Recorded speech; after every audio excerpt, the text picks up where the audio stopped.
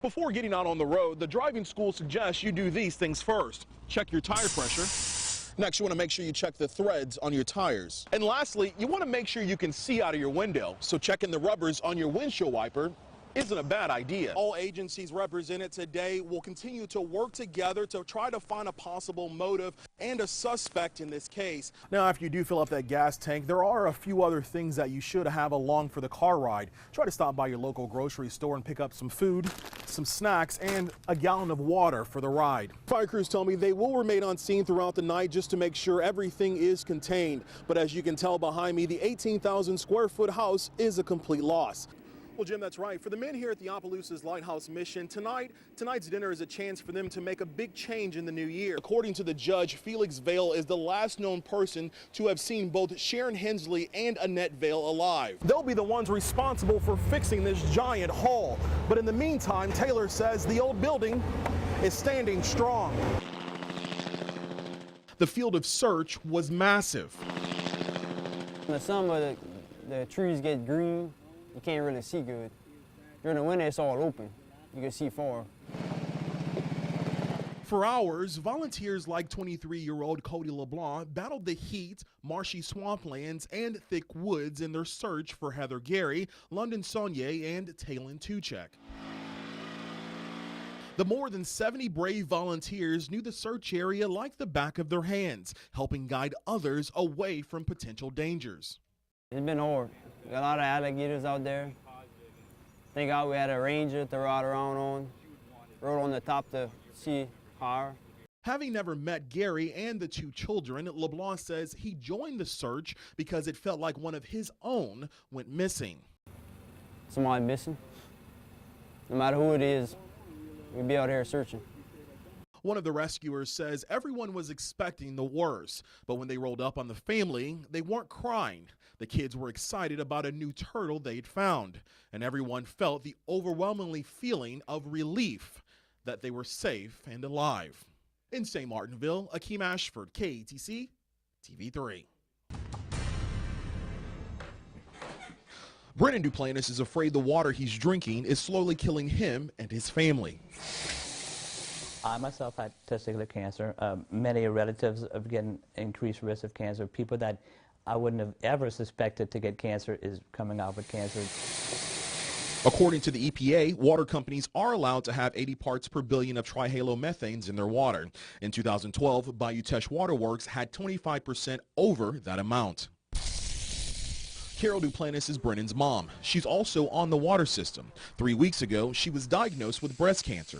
And although nobody says it is connected to the water, the Department of Health and Hospitals is monitoring the water. This is ridiculous. I mean, you use water for everything during the day, cooking, cleaning, but the most important thing is the water that we drink, putting it in our bodies.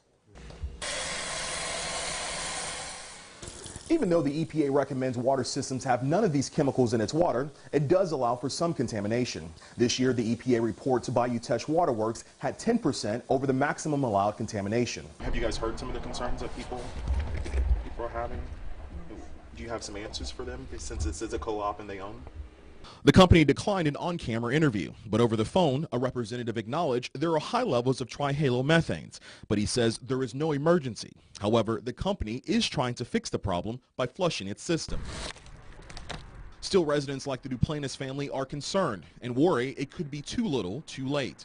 Until people speak up and demand better, then it will never get better.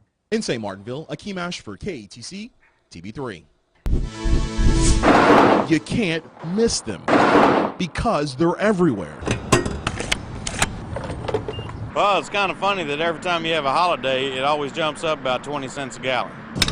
And I don't know if it's trying to get us to stay still or what, but it's not working. Expect to fork over a little bit more than usual at the pump.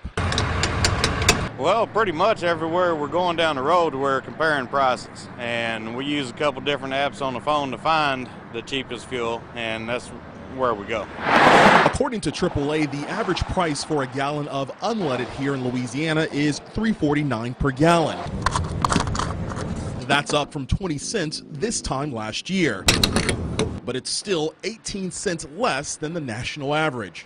When on our way in, I said, oh, it's the holiday, 354. Now, after you do fill up that gas tank, there are a few other things that you should have along for the car ride. Try to stop by your local grocery store and pick up some food, some snacks, and a gallon of water for the ride. Just in case you do get stuck in traffic, you'll have things, as well as making sure that you're carrying a cell phone charger and other devices such like that, so that once you're in your vehicle, you can remain comfortable if you're there for any amount of time.